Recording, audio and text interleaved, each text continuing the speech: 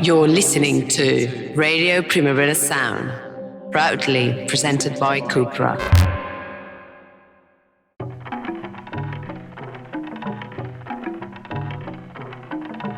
Hello and welcome once again to Line Noise. Very, very special interview for you today. Actually, a returning guest, Karl Bartos. Pretty much a god of music.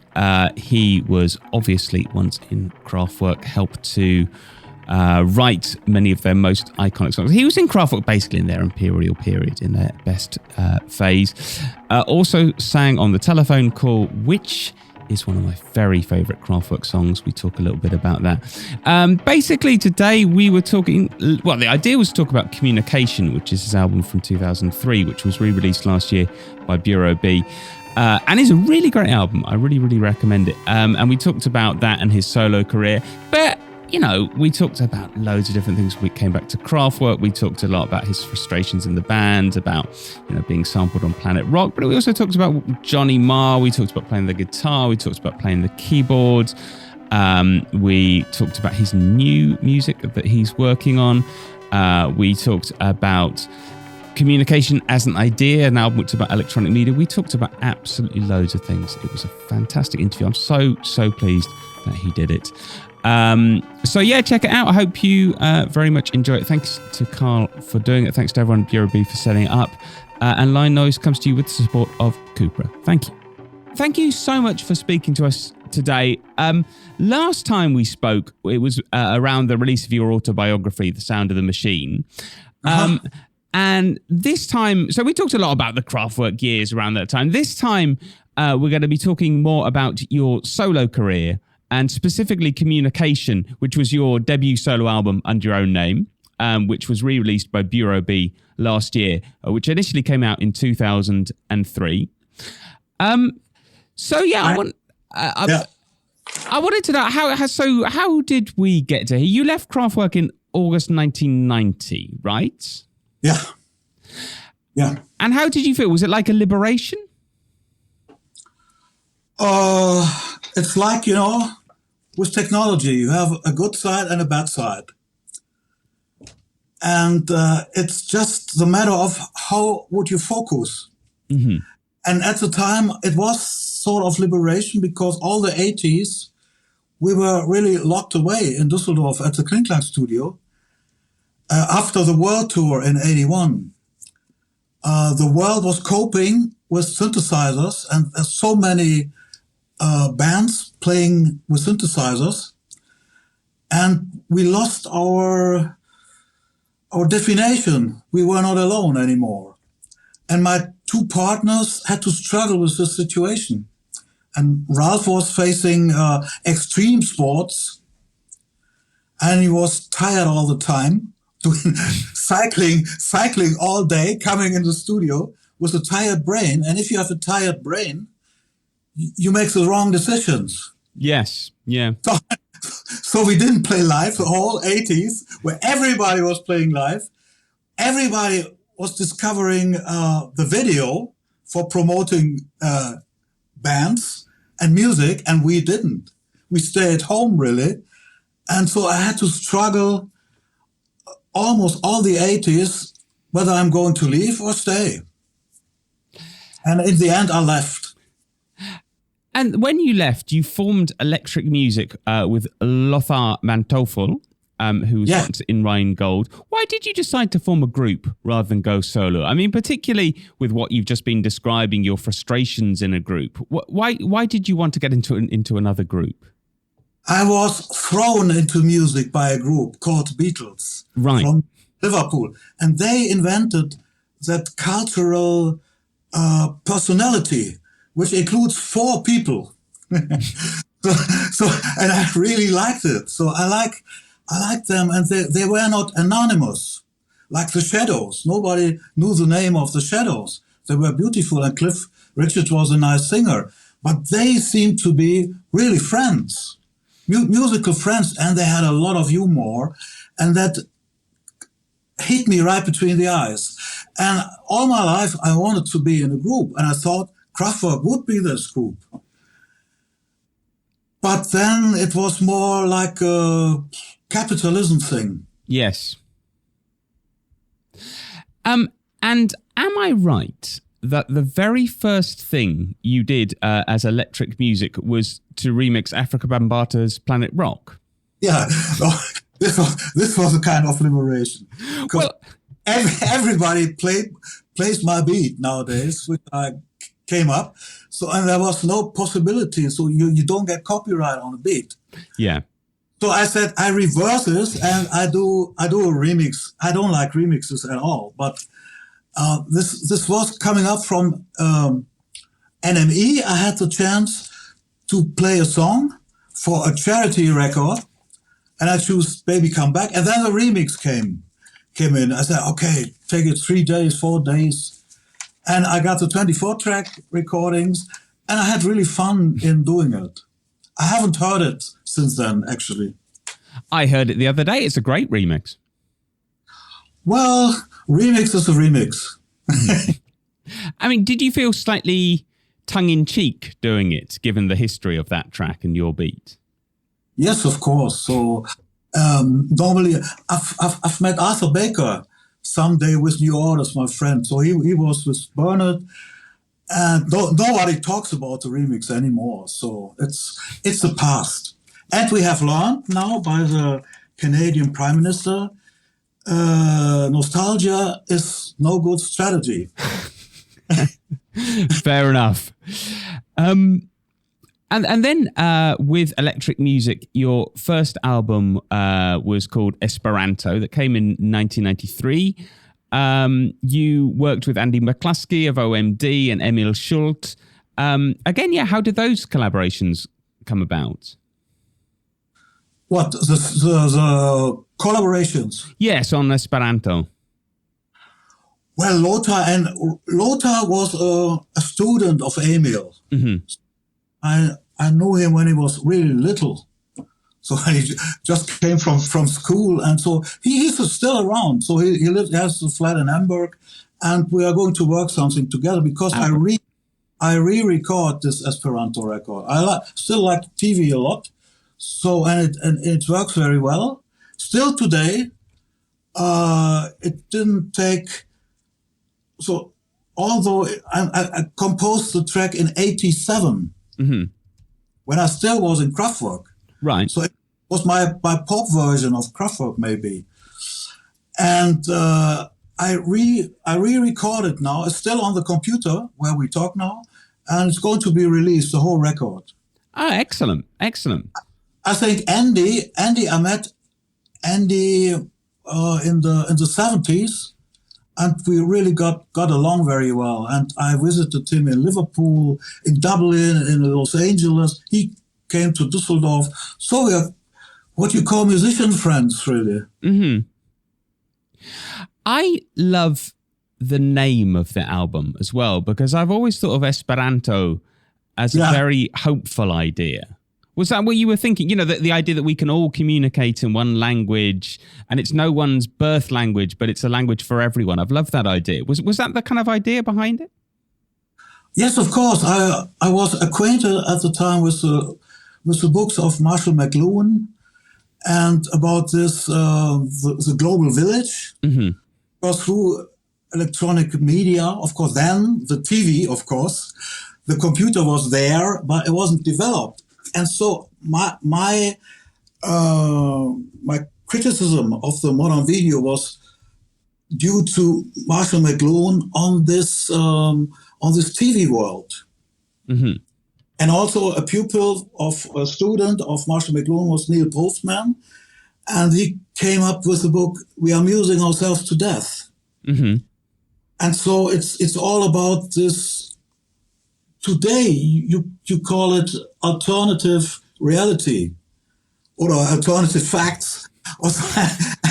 So it has developed, of course, this thought. But I think music is sort of a virtual reality, a sort of a different way of speaking. They say where the language stops, music begins. Yes.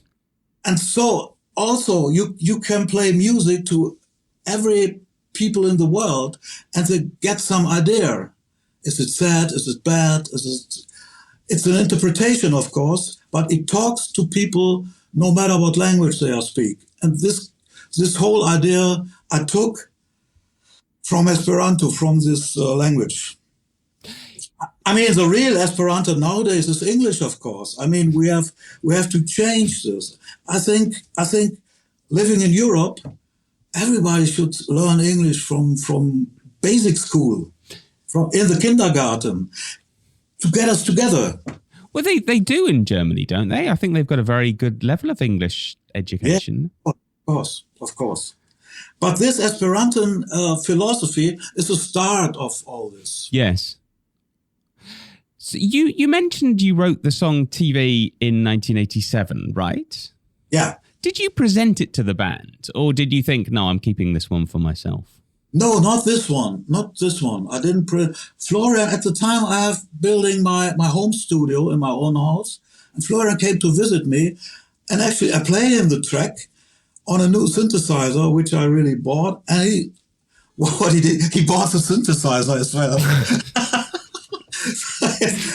a lot of things in technology happen through technology itself. Yes. It takes all our attention to get it work. And this is another reason why Kraftwerk lost the way of meld our creativity together, because when the computer arrived in the studio, I had the first music computer, an IBM, Cream IBM XT, and I had the first music program called Voyetra Plus. And everybody stood behind me. I was programming the music, and we didn't play, we didn't improvise. Yeah. It was when one thing started in Kraftwerk, that was content management. And the whole rest, when I left, is content management. I mean, you once said in an interview, the computer tidies up art. I wonder how you avoid that in your solo music. Is it just not using computers, or do you have a way that uses computers that doesn't tidy it up?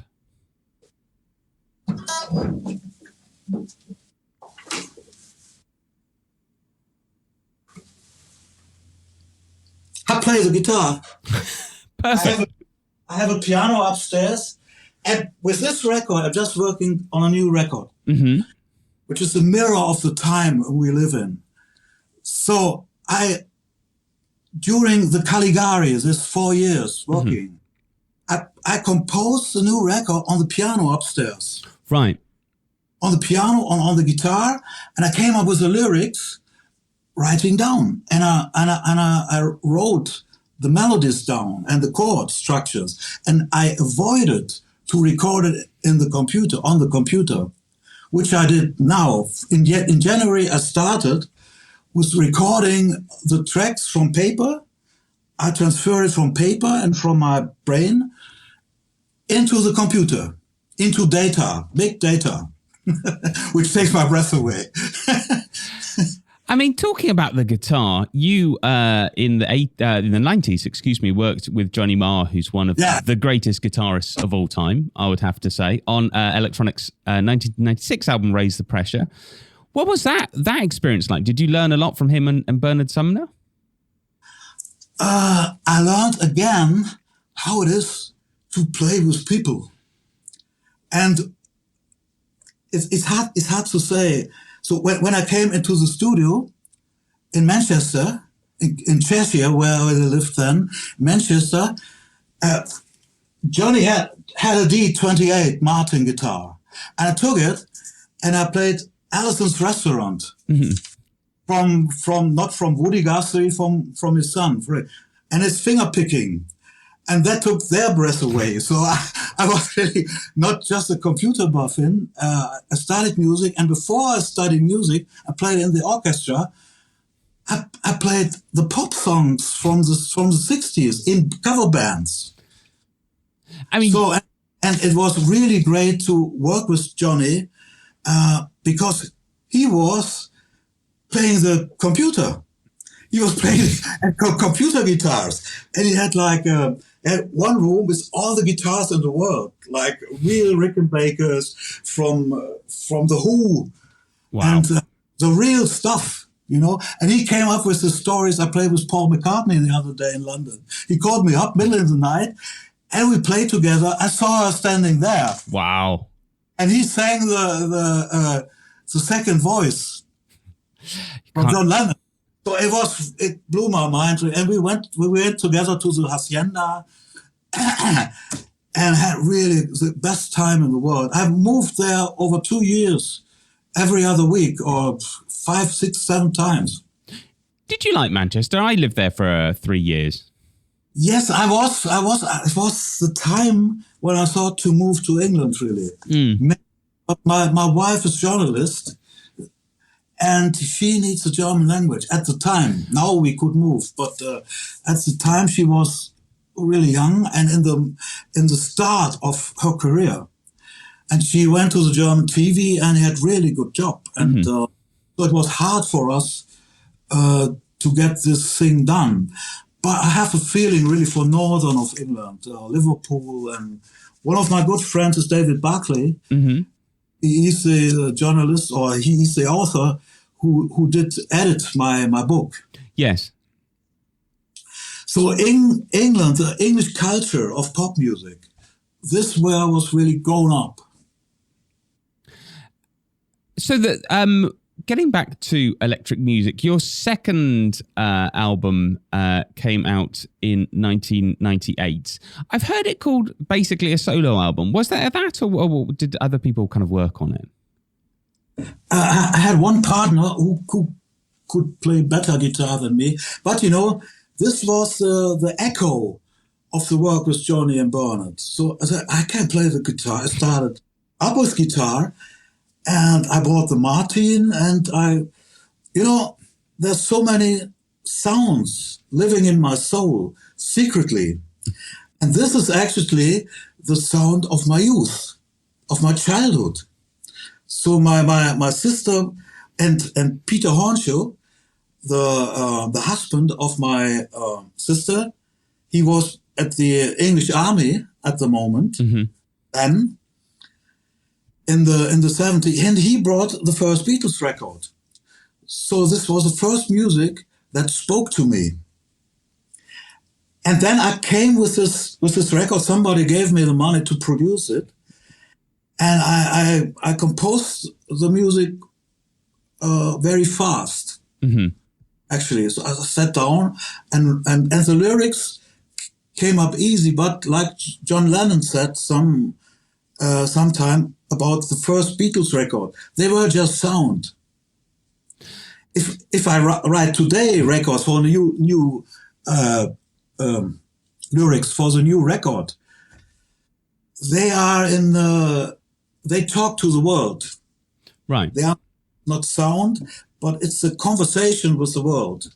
What's going on in America and Europe in technology, with technology, and what the modern Prometheus does with us.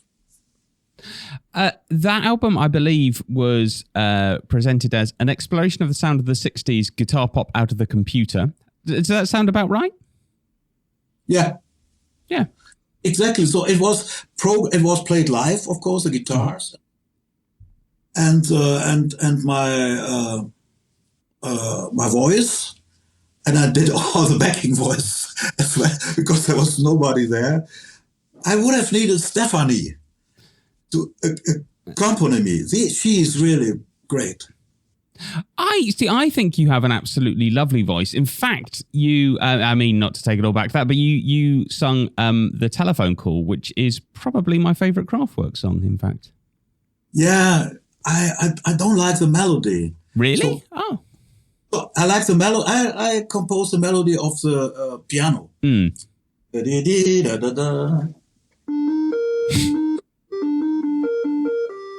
So it's done on the piano.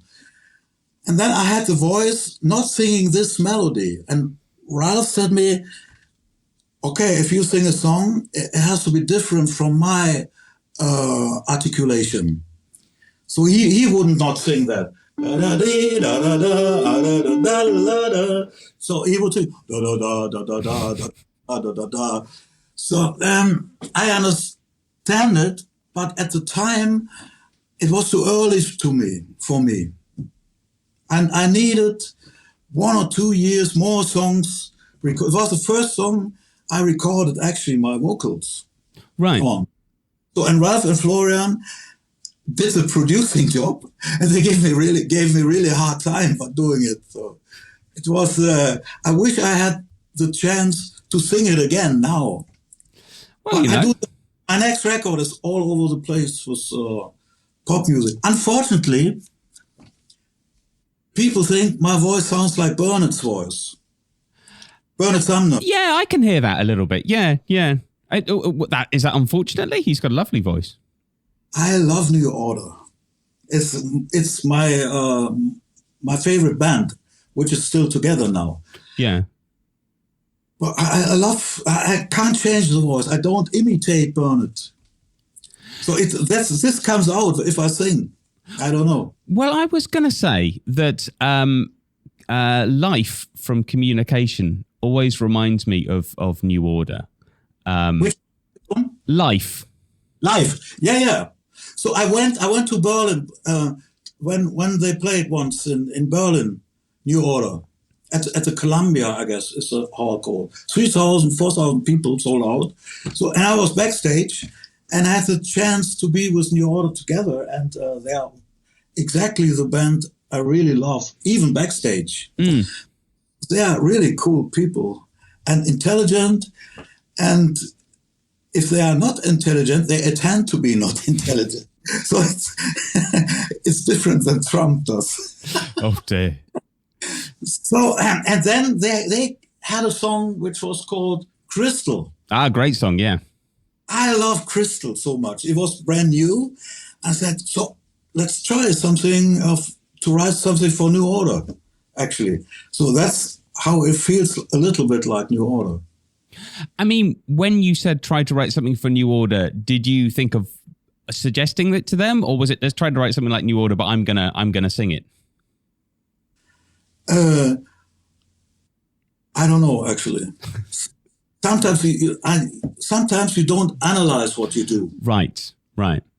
But I've played it to Bernard. They were at Real World at the time, and they played it over the big speakers in Real World in the A studio. And Hookie said, "This guy sings like Bernard." And Bernard asked me for the playback also, so I sent him the playback. But this is my lyric, it's autobiographic lyric. Mm-hmm. And I don't know. We're talking, I mentioned Communication. It was your first solo album under your own name. Why did you decide to do a solo album? Why did you decide to use your name? The dream why I did invent music. My publishing company, my own publisher, is called Electric Music. Right. So this is my publishing company, my own. I said, if I use a name instead of being Karl Bartos, it would be good for the social feeling in a band. So it's just a roof, and everybody keeps his own personality. Right. Instead of being Cliff Richard and the Shadows. So I didn't like this idea, but it didn't work out. Right. Because I wrote this, I wouldn't say. So Lothar and Emil, they were invited by me to do some contribute to the lyrics, but it's a solo record. Yeah, really. So and now it comes. I told Emil, I told Lothar, I have to re-record it all because for legal reasons, and I started with it, and it's going to be Karl Bartos' record, and you are co-writer of some of the songs. Mm-hmm. So, but normally I think people in a band are better off if it's not one guy, like Bernard Sumner and New Order. Yes, yeah. So Communication, the album, is a concept album about electronic media. What interested you in that theme? Well, it was in the days of 9/11. Mm-hmm. The World Trade Center came down. I was here sitting in the studio in this chair watching the television, and it saw the Twin Towers came down. So, and it was just a cut in our society. And these pictures of the burning Twin Towers in New York changed. Probably it was the first time that our world has changed. This is maybe the start. And I thought life will never be the same again after this attempt. And I said, these images shape our lives and our mindset. And I think I wanted to come up with something which are the core of visual communication. And I came with this pictograms because it's a speech of pictograms. Like, if you think so, it's the development of the Esperanto idea. Yes. Because our language, what we see, and music is the way to communicate with the world. And this is my visual communication record, basically. Yeah. I mean, one thing on the record, it feels very prescient. A lot of things you got right, like the camera and 15 minutes of fame. To take two examples. How do you look back on the concept and lyrics of the album? Do you think, I was pretty right then? Are there any bits where you think you kind of got it wrong in what you were predicting? No, I'm quite happy with the record, actually. No, you should be. Sorry, I think that came out the wrong way. No, otherwise I would have changed something of it. So it's very easy. It's still in my computer.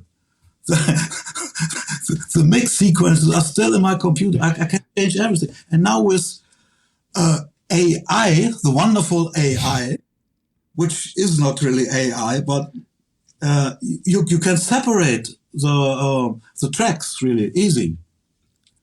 Like the Beatles again. Yeah. You can separate all the tracks, the drums and the bass and everything, and you can remix it or not remix it, make another mix, or let somebody else sing on it. Also, it's very easy, but I don't have to do it actually. This is the record I wanted to release. I like the cover. It's basically what I came up with the cover art, and my friends from Weissraum, they made it perfect. And I like it. It's not my worst record. No, it's a great... Is it your best record? Oh, you have to decide. So what I like about you guys, English, you're English, right? Scottish, technically, but I sound English. Well, about the British. Right. They underestimate things. They're very humble all the time. And, it's not so bad. And so I like this much better. In Germany, it's a cultural thing. And I like the English way to talk about your own stuff. You should ask Johnny Marr about our best record. 2 hours later, you know, you don't know what his best record, what he thinks is his best record. It's other people's work. I mean, he seems like a lovely man. I've never met him, but he seems like a very nice person. Johnny is fantastic. And if you have Johnny and Bernard in a band, you have the best time in the world. Well, I wish they'd make more electronic records, but I don't think my wish was to play live with them. Yes, yeah. I would have died for it because they are so nice. It's just like Kindergeburtstag. Yeah. It's like children's birthday. It's all the time. But you can switch the different levels. You have this philosophical level, you have the Kindergeburtstag, you have the musician level, you have fine artist level, and you are the silliest people in the world. So all in once. Talking about communication and the musical style, to me it sounds like there's no or very little guitar on it. Was that what? Guitar on it? On Communication? Yes. No guitar, no. I normally don't use guitar because I found out that I made a really big mistake with this guitar record. Mm-hmm. I had money to produce it in a big studio. And so some songs are really good, like Together We Can Do It All. Mm-hmm. It's a Beatles record. So, and it's a Beatles song. So, but people don't see me playing this music. Right. So there, I have this place in history and with my life being part of the electronic development of based in German electronic culture, maybe based in the 20s of Germany with all this fantastic music and lyrics, and making a jump in the 60s, in the 70s.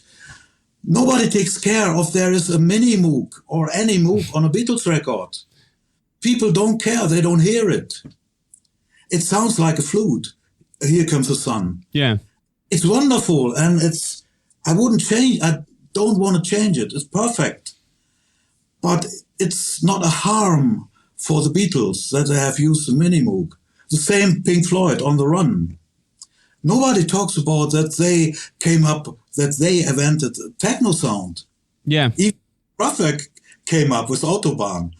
On the Run was released. So they were the first, really.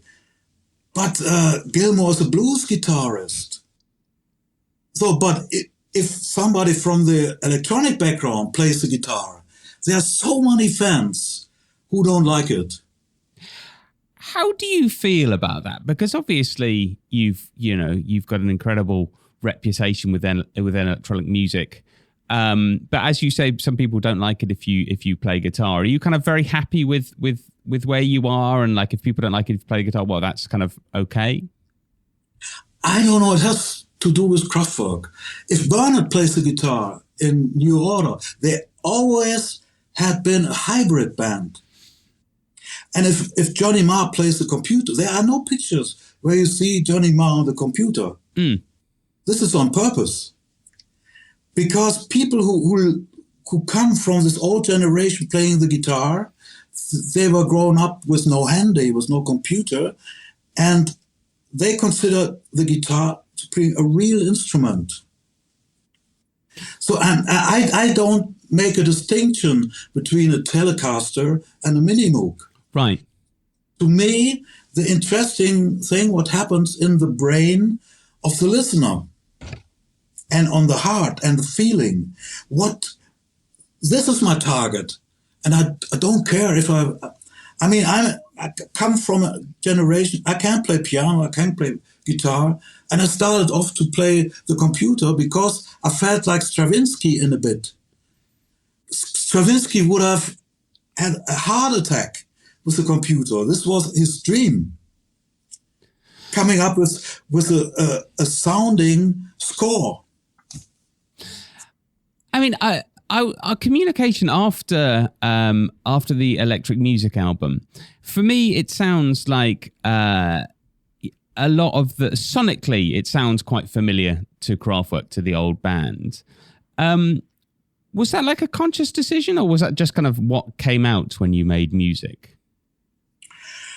In the time, we're talking from 2003, I wanted to play live. Right. So I played in London live this program at the ICA, Institute of Contemporary Art. Mm-hmm. It's in the center of London, at Trafalgar Square, I guess.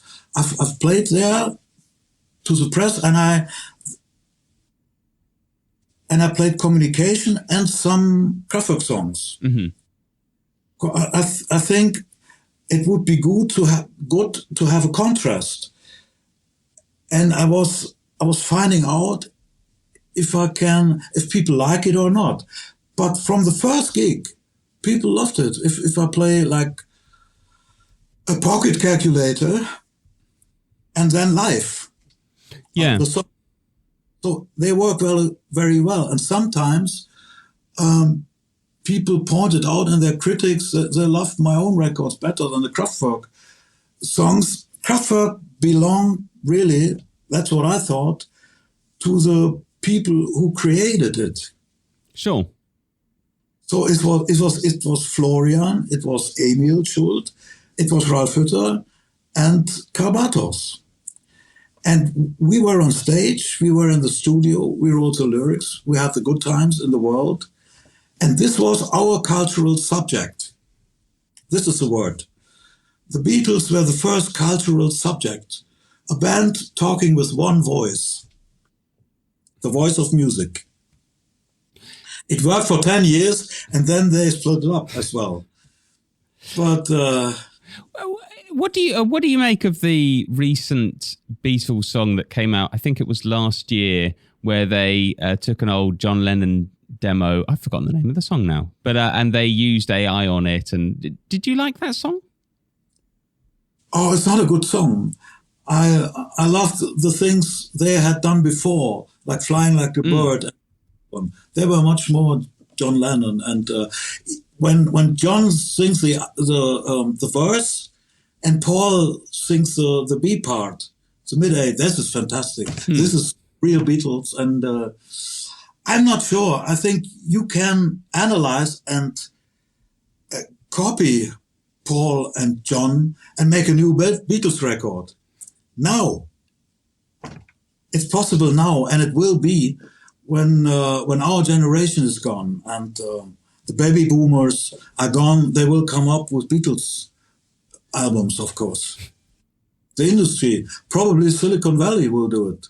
I hope not. By the time, like when our generations are gone in eternity, all media rights probably go to Silicon Valley. Yeah. All media in the world. Google will buy them. Well, that's a vaguely depressing thought. I want to ask, we talked about the live gigs you did. I was just looking back at some of the set lists from the gigs, for example, in 2014.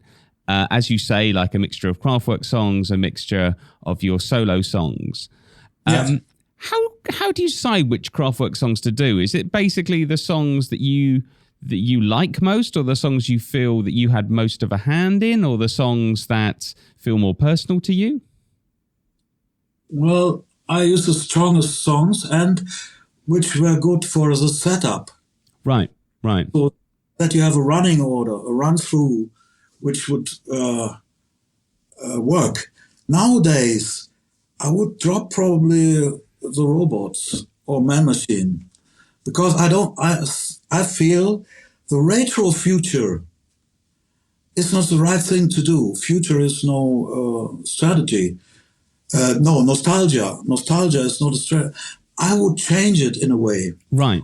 I would change it in the video. I think the future has changed. Mm-hmm. What our future is the present, which we have now.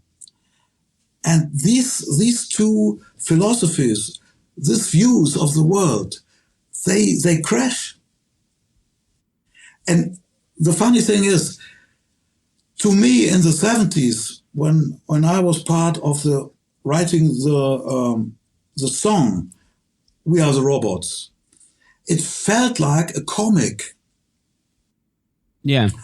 Like R2-D2 from Star Wars. We are programmed just to do anything. And now it's the AI saying the lyrics. It's completely what your AI agent tells you if you go to the prompt. Yeah. I love you. So, and this strange atmosphere you have in so many Kraftwerk lyrics, like Man Machine. I'm not talking about radioactivity. And this is retro not to do with this radio nostalgia. And you have to reconsider it, really. And this is what I'm going to do with my new record. You've mentioned this a few times. What can you tell us about the new record? I'm really interested in this.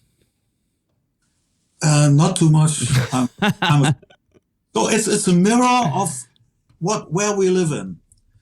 And I'm working since 1986 with computers. Mm-hmm. So I have the first computer with a music software which I can get my hands on. So I love the idea, and I'm not against computer, but I'm against this data capitalism which we face now from America. And unfortunately, this hippie technology, which are supposed to combine all peoples in the world, becoming brothers, like Beethoven in his Ninth Symphony said, with the lyrics of Schiller. So people don't want to be brothers all over the world. And now we are targets. Everyone is a target for this cybernetic loops. And so technology has become a different meaning than what we think would be technology. I'm alone, another lonely night, stare at my TV screen. I go to a dating thing, and so computer love. But it's just the beginning of an idea. The computer within Kraftwerk is whether good or bad. Mm. But now, through the attention of the people, it's rather bad than good. People make the change. Right. We make the change. And Pocket Calculator is a song I would still play. I'm the operator of my pocket. I play music with machines. Yeah. So I still use talking machines. But the old one from the past, which are analog. But I'm not a retro specialist or something. I think we have to keep in mind where we go. And now, in a way, we have to fight not against technology, but fight the use, how people use it. Yeah. So all this is addressed on the new album. Do you have any idea when it might come out, or is that sort of a wrong thing to ask? All I can say is I have no big budget. Mm-hmm. Like 70s, 80s, 90s, 0 years or so. Budget is zero. I do it all by myself and have an engineer then to mix it. So, and if you do everything by yourself, because electronic music sometimes it's like playing an animation film. Mm-hmm. Like in the old days, you have Mickey Mouse in 24 pictures.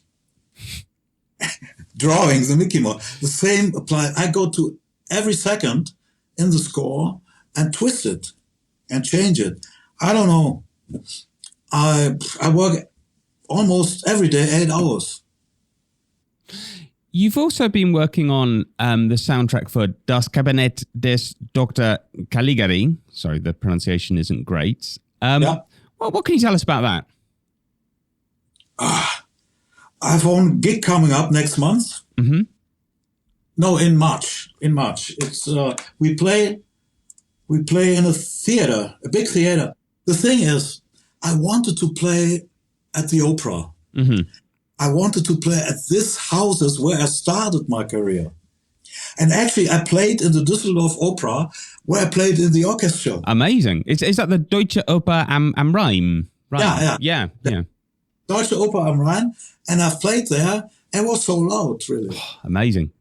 Yeah, and all the people from the orchestra passed away, but the house is still there, and the stage and the rooms where we were preparing, and I met my old piano teacher. So it was really, I went to the conservatory where I did my musical studies and where everything began. So it was a time travel into the past. But I'm not full of nostalgia. I think I don't make a decision between old and new music. Mm-hmm. I think there is music which was composed earlier and which is composed later. It was composed later. So Stravinsky is later than Bach. And the Beatles are later than Stravinsky. But which one is better? Music shapes our lives. This is what it's all about. I've been listening a lot recently to Wendy Carlos's soundtrack to The Clockwork Orange. Yeah. Are you a big fan of that record? I'm a big fan of this record, of course. I'm a big fan of the irony in the sound, because when the guy Alex is his name, right? People, you have Beethoven. Every human people on this planet are supposed to be brothers or become brothers. Alle Menschen werden Brüder, and he's killing people. Yeah, and the electronic twist of the sound makes really sense. It's a wonderful film. It's a really great score. I love it.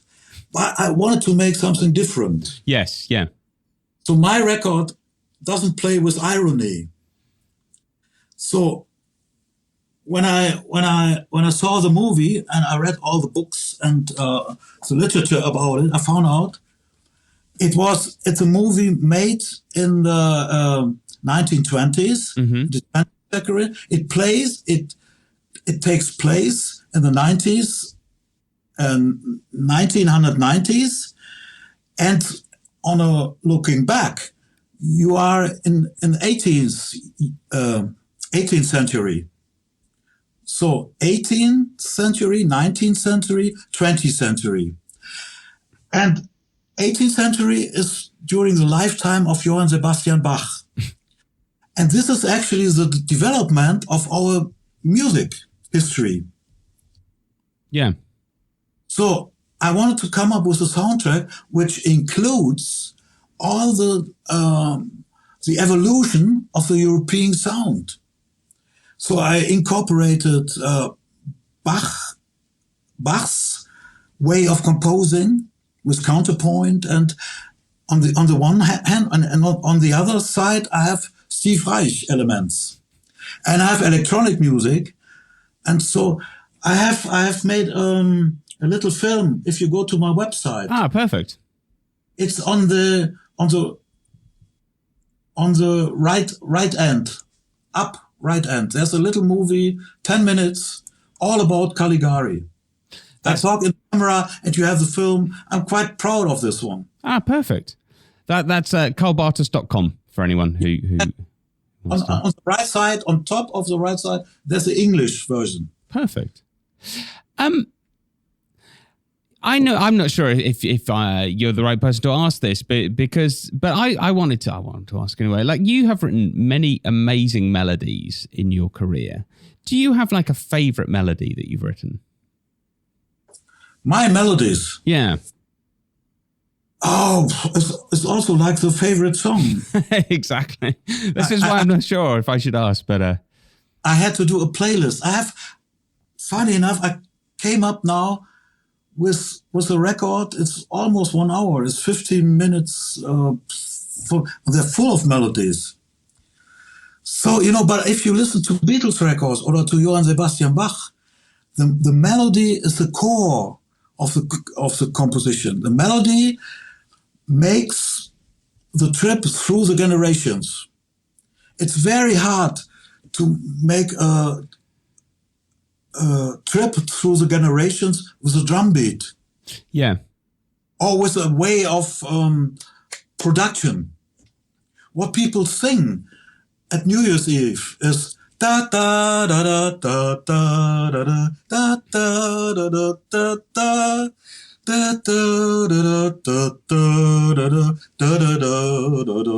da. And everybody's crying.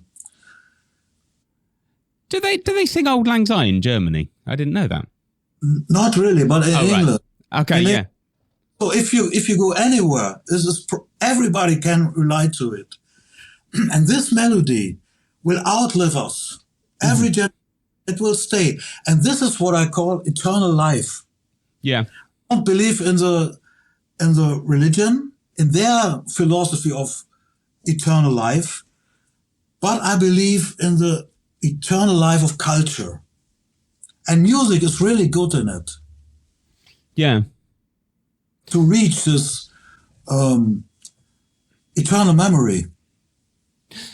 Are you likely to be doing more dates for Das Kabinett des Dr. Caligari? I don't think you've done any in Spain, if I'm not right. No, I did know a gig in Spain. We just had to stay in Germany, right? Because production is too expensive. Okay. It's really expensive, although we are just 4 people on a stage. I do it with my partner. It's all electronic. But the communication on that level with these houses, with operas, so I played in Frankfurt, in Munich, in Berlin, everywhere. They have normally an opera 1,000 seats to 1,200. And you have to sell it out. So then it makes sense. It's okay. The mathematic works. So, but if you don't sell out really, right, it doesn't work. And you have the same costs of traveling, and you have to take care of public relations. So if people don't, and my name is not Kraftwerk, so I'm Karl Bartos, who used to be part of the band. You have to explain playing Karl Bartos. Right. So it's not easy. You have to use Kraftwerk pictures, and he's the one who composed the model and Tour de France and the co-composed. It's very difficult, and you have to take care. You have to play the piano of public relations. And this we can't do in foreign countries. Right. That's a shame. So it's just the one gig, the March 14th at the Concert House in Dortmund, I believe. Yeah, we're going to play. It's almost sold out already. So because Düsseldorf was sold out, and so we have many places sold out. In Hamburg, we played at the Leishalle twice. We sold out twice. That's great. And the opera in Frankfurt, we sold out. We could have sold out twice, but it was just no possibility. This was in Frankfurt. It was biggest success, really. I'm very glad. You've been very generous with your time, and I don't want to keep you from working on music. Just one final question: who is better for you, the Beatles or Kraftwerk? The thing with music is, it depends on what you hear in your adolescence, in your puberty. Right. So the puberty makes us human beings like an antenna for emotions. You know the emotions of your mother and your family, of course, but not from the other world. So, and if you hear music while you are in your puberty, and your man is invoken in yourself, awakes in yourself, and you on these two feelings, you see girls or boys, I don't know, and you feel for them, and then you hear music, they seem to fit together.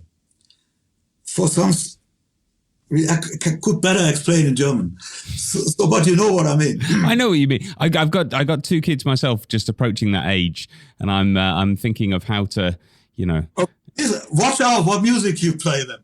So I'm not ready with this explanation. I have many sons and daughters, more sons of my friends. So they have kids, and they grew up in the 90s with techno music. Mm-hmm. They do have a serious problem because some of them went to be DJ and they didn't learn an instrument. Right. They don't know what music is all about. They think music is Ableton Live. And they think they create a new record by inserting on the track one special sound, which is growing and growing and growing and then fades away. So they really have a problem, and I'm talking about serious problems. They are in their 30s now, and they don't know what they're going to do. with their life.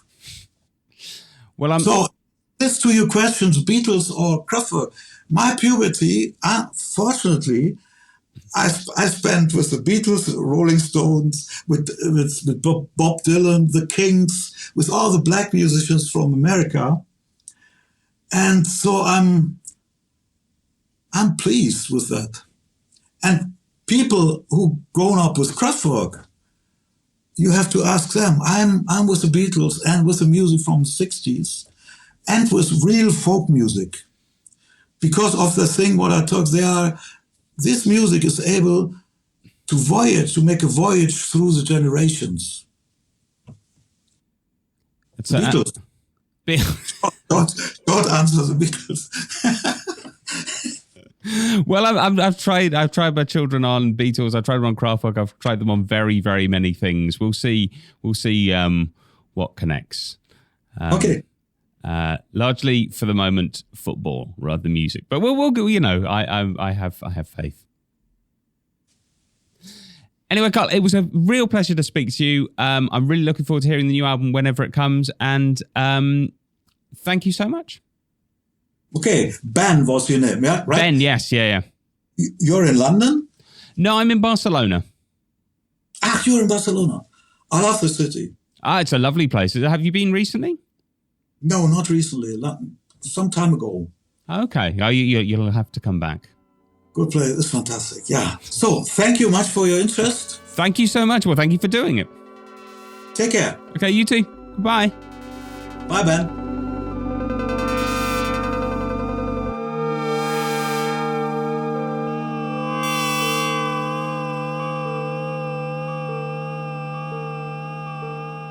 You're listening to Radio Primavera Sound, proudly presented by Cupra.